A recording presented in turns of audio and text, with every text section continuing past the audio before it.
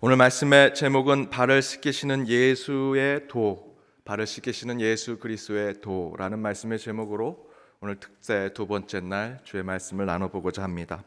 오늘 말씀도 우리 생명의 삶 화요일 두 번째 날 말씀 한 구절 한 구절의 말씀을 강해하듯 함께 말씀을 나눠보고자 합니다.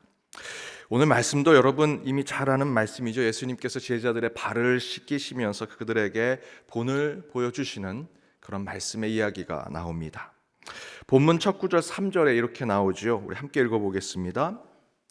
저녁 먹는 중 예수는 아버지께서 모든 것을 자기의 손에 맡기신 것과 또 자기가 하나님께로부터 오셨다가 하나님께로 돌아가실 것을 아시고, 이 구절에서는 예수님께서 하나님의 자녀로서 세 가지 자신의 자의식을 나타내는 표현이 나옵니다. 중간 구절에 보면 예수님이 자기가 하나님께로부터 오셨다라고 하는 표현이 나오죠.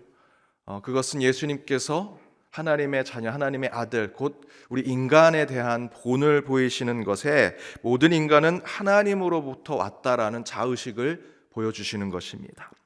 마지막 구절에 보면 예수님은 하나님께로 돌아갈 것이다 라고 표현하죠. 그것은 곧 예수님께서 모든 인간은 또한 하나님께로 돌아가게 된다라고 하는 죽음을 이야기하죠.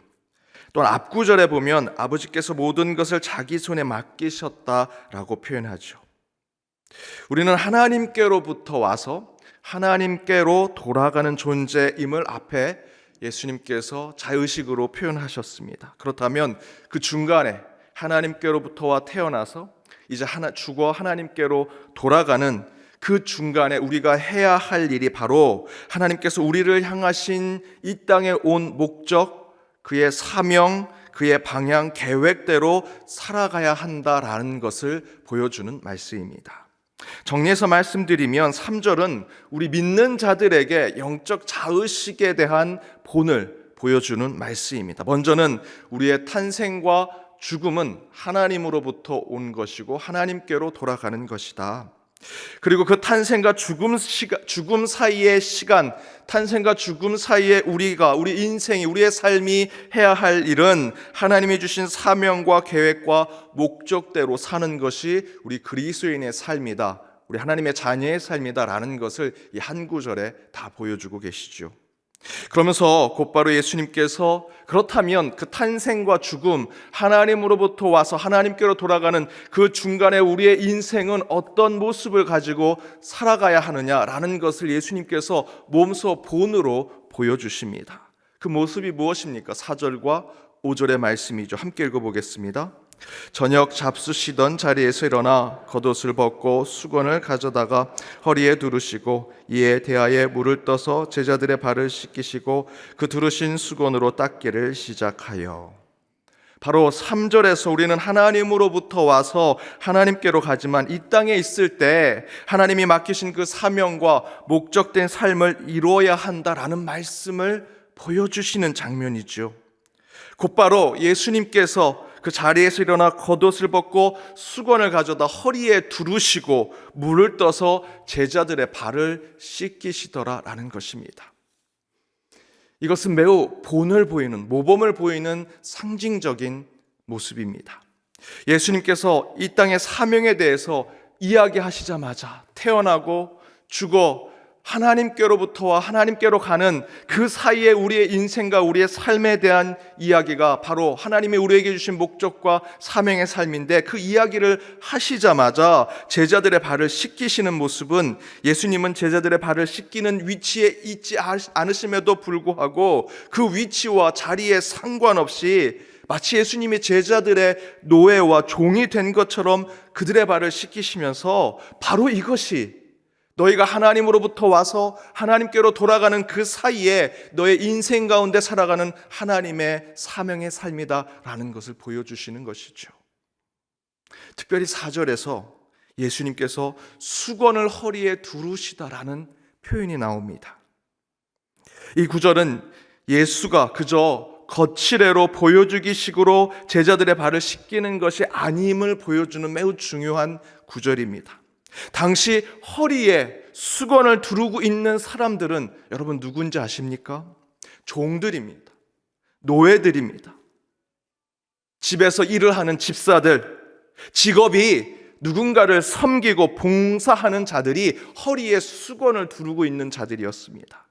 그런데 성경에 예수님께서 제자들의 발을 씻기기 위해서 허리에 수건을 둘렀다, 이 표현은 안 썼으면 좋겠는데 요한복음 기자는 이 표현을 그대로 썼습니다. 그런데 예수님께서 4절에서 본인이 수건을 허리에 두르셨다라고 나오죠. 그것은 곧 예수님은 지금 내가 너희의 스승이지만 본을 보이기 위해 발을 씻긴다라는 그 의미를 뛰어넘어서 나는 지금 너희의 종이 되겠다라는 결단과 행동의 모습을 우리에게 보여주고 계십니다. 그러자 베드로가 6절에서 뭐라고 얘기합니까? 주여, 주께서 내 발을 씻기시나이까? 라고 묻지요. 마치 베드로는 예상이나 했던 것처럼 이야기하고 있습니다.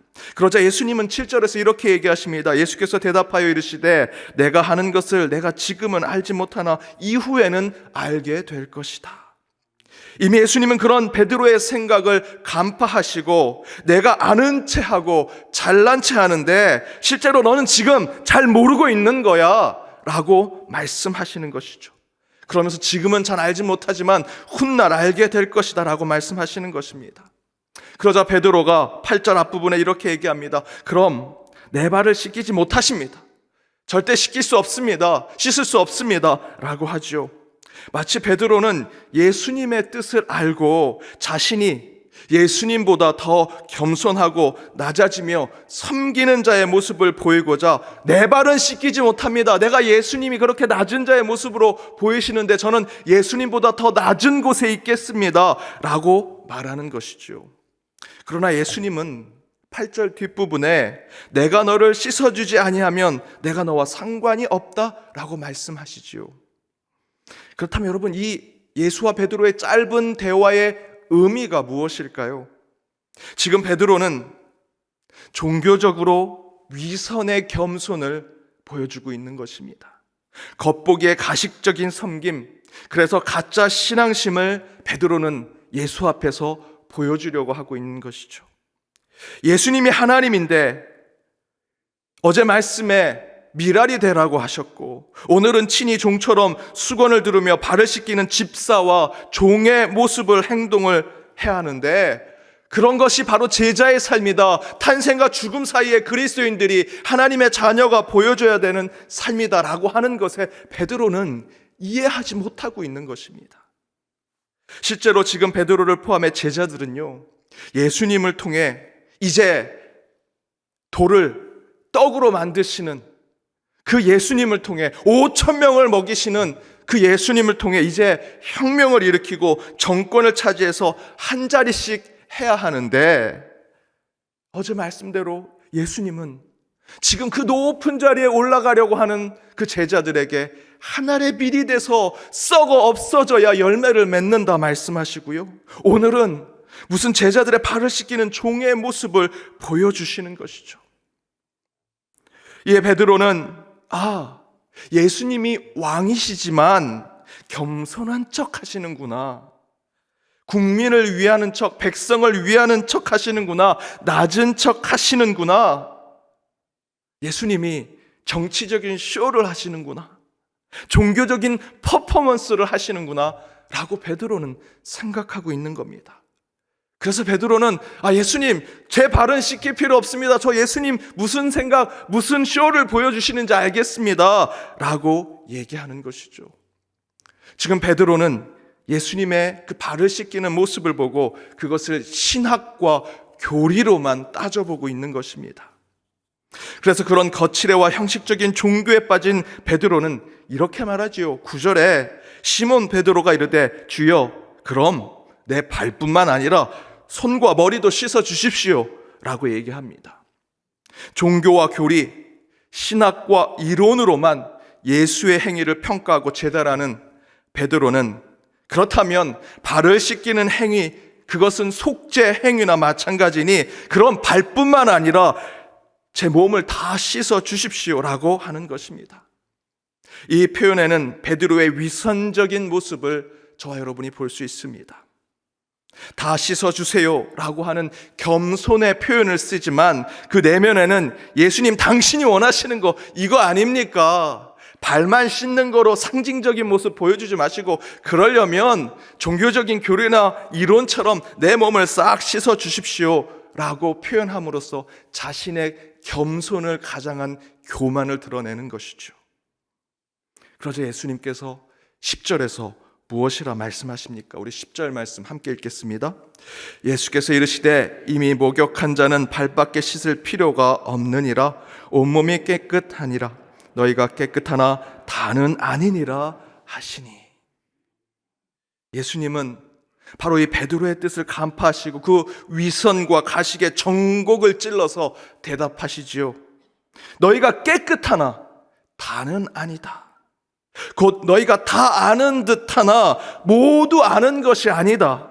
너희가 신앙이 완벽한 것 같지만 결코 그렇지 않다. 너희가 세상을 다 아는 것 같지만 다는 아니다. 너희가 믿는 자의 삶 가운데 모든 지식을 갖고 있는 것 같지만 그렇지 않다. 교만하지 마라 라는 말씀입니다. 그러면서 성경은 11절에서 예수님께서 예수를 팔 자가 있다라는 것을 이야기하시죠. 여러분, 예수님의 12 제자 말고 얼마나 많은 사람들이 예수님의 제자가 되고 싶어 했겠습니까? 적어도 예수님의 제자는 사람들 보기에 그들은 예수님이 직접 선택한 자들이니 더 깨끗하고 더 훌륭하고 더 믿음 좋고 더 대단한 사람들일 거야 라고 생각했을 것입니다. 그러나 11절의 증거를 보면 그렇게 말씀하시죠. 그 12 제자에게 너희들이 다 깨끗한 것 같지만 그렇지 않다. 너희들이 다 믿음 좋은 것 같지만 그렇지 않다.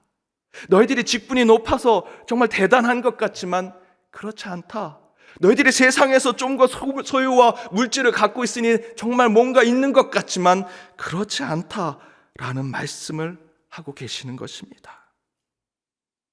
그럼 예수님께서 그 발을 씻기시면서 제자들에게 그 겸손의 모습을 보여준 그 의미는 무엇일까?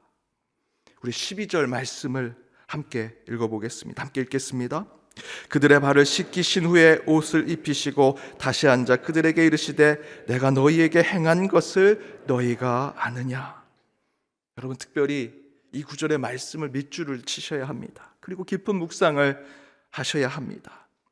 발을 씻기신 후에 옷을 입으셨다라는 이 표현, 많은 주석가들이 예수님의 행동에 깊은 감동을 갖고 있습니다. 예수님은 발을 씻기실 때 수건을 허리에 차고 12명의 제자에게 무릎을 꿇고 그들의 발을 씻기셨습니다. 그때 예수님의 옷이 어떻게 되셨을까요? 여러분, 저희들 세족식 할 때나 세족식이 아니더라도 누군가를 섬기고 봉사할 때 열심히 봉사하다 보면 옷이 흐트러지게 되죠. 예수님도 아마 그리 되셨던 것 같습니다. 그런데 예수님은 발 씻기심이 모두 끝나고 옷 매무새를 다시 고쳐 입고 정장을 입은 옷처럼 새롭게 옷을 입고 다시 제자들 앞에 섰다라고 성경이 기록하고 있습니다. 예수님은 제자들의 발을 씻기실 때도요, 앞에서 말씀드렸던 대로 허리에 수건을 차시고 옷에 매무새를 맞춘 다음에 발을 씻기셨습니다. 노예와 종의 모습을 갖출 때도요, 옷을 잘 차려입고 하셨습니다.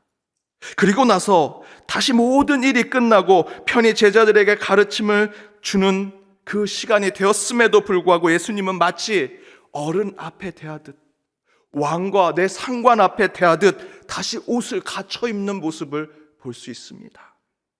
이 모습은 우리 예수님은 모든 것에 진정성을 가지고 계신 분임을 표현합니다. 노예의 자리에, 종의 자리에 내려갈 때도 옷을 갖춰 입었고요, 다시 스승의 자리로 올라올 때도 그에 맞는 예의와 격식을 갖추셨습니다. 그 앞에 있는 제자들은 그 예수를 통해 더 높은 자리에 올라가고 위선과 가식을 보일지라도, 여전히 죄인일지라도 그들 앞에 노예처럼 발을 씻기실 때도, 다시 스승의 자리에 그들에게 교훈과 가르침을 주실 때도 항상 옷을 차려입고 그 자리에 섰었습니다. 제 대학 때 은퇴를 앞둔 한 교수님이 계셨습니다. 제자들이 몇 명씩 그 스승의 실험실을, 그 연구실을 찾아가서 그 사무실을 들어가 봤는데, 거기에 그분이 미국에서 공부하셨을 때 있었던 사진을 보니 연구실에서도 항상 그 영국 가운에 넥타이에 와이셔츠를 입는 모습을 보셨습니다. 그분이 은퇴하실 때까지 항상 늘 정장에 수업을 오시도록 MT를 같이 가서도 항상 정장을 입으시는 모습을 보고 참 답답한 분이다, 굉장히 보수적인 분이다라고 생각했는데, 미국에서 공부하실 때도 항상 넥타이를 입는 모습을 봤습니다. 한 친구가 질문을 했습니다. 교수님, 뭐 연구실에서 그 미국같이 자유로운 나라에서 뭘 이렇게 양복을 입고 넥타이를 입고 실험을 하셨습니까? 그랬더니 전에는 안 그랬는데 본인이 미국 유학을 가서 그곳에 자신을 담당하는 교수님이 카톨릭 신자였는데 어느 자리든 항상 정장을 차려입고 그 이름도 알지 못하는 나라에서 온 정말 마늘 냄새, 김치 냄새 나는 자신을 볼 때에도 만나기로 약속한 날에는 항상 정장을 차려입고 자기를 만나주더라는 겁니다.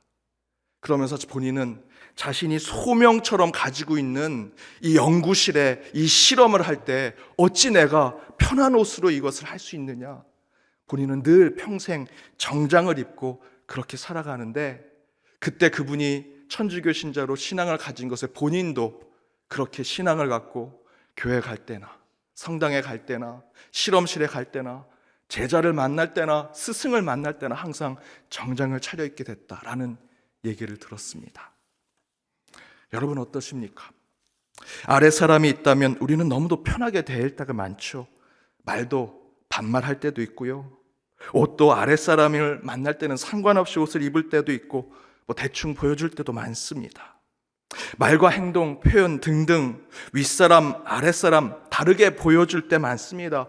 교회에서 있을 때나 밖에 있을 때 다르게 옷을 입고 다르게 말을 하는 행동, 언행, 불일치의 모습이 우리 가운데 많죠. 그러나 오늘 우리 예수님은 그렇지 않으셨습니다. 앞에서나 뒤에서나 윗사람을 대할 때나 아랫사람을 대할 때나 한결같이 동일하고 신실하게, 노예의 자리로 발을 씻기실 때나 스승의 자리에서 다시 가르침을 줄 때나 옷 매무새를, 옷을 다시 갖춰 입고 그 제자들 앞에서는 예수님의 모습을 볼 수 있습니다. 여러분, 그것은 교리나 신학으로 되는 것이 아닙니다. 삶의 습관이 되어야 하고요, 그 신앙의 행동이 여러분 몸에 배어 있어야 합니다. 그래서 마지막에 예수님이 15절에 이렇게 말씀하시지요. 함께 읽어보겠습니다. 내가 너희에게 행한 것 같이 너희도 행하게 하라 하여 본을 보였노라. 예수님은 제자들의 발을 씻기시면서 우리에게 다음과 같은 신앙의 도를 가르치십니다. 너희도 가서 발을 씻기는 그런 섬김의 본을 보여라 뿐만 아니라 무엇을 말하느냐가 아니라 무엇을 행동하느냐가 더 중요하다는 신앙의 도를 우리에게 가르쳐 주시는 것입니다. 여러분, 예수님은 거칠에 형식으로 우리를 위해 죽기까지 복종하신 분이 아니십니다. 수건을 허리에 차고 흐트러진 옷가지를 다시 정리하여 격식과 진정성을 가지고 제자들 앞에 다시 서시는 예수님의 참된 마음으로 저와 여러분에게 위로를 주시는 것입니다. 저와 여러분이 천국에 갔을 때 예수님께서 그냥 편안히 자리에 앉아서 그래 왔냐? 라고 하실까요? 아니요. 예수님이 천국에 가셨던, 승천하셨던 그 옷 매무새 그대로 우리를 맞이해 주시리라 저는 믿습니다. 그런데 저와 여러분이 어떻게 그곳에 가겠습니까? 우리 예수님도 노예의 자리에 있을 때, 스승의 자리에 있을 때 동일하고 한결같은 모습으로 우리를 맞이해 주시는데, 그 예수님 앞에 저와 여러분도 무엇을 말하기보다는 무엇을 행동하느냐에 더욱더 우리의 신앙에 방점을 찍어 그런 예수로부터 가슴 깊은 곳에서부터 회복되는 위로를 받는 저와 여러분이 되기를 주님의 이름으로 축복합니다.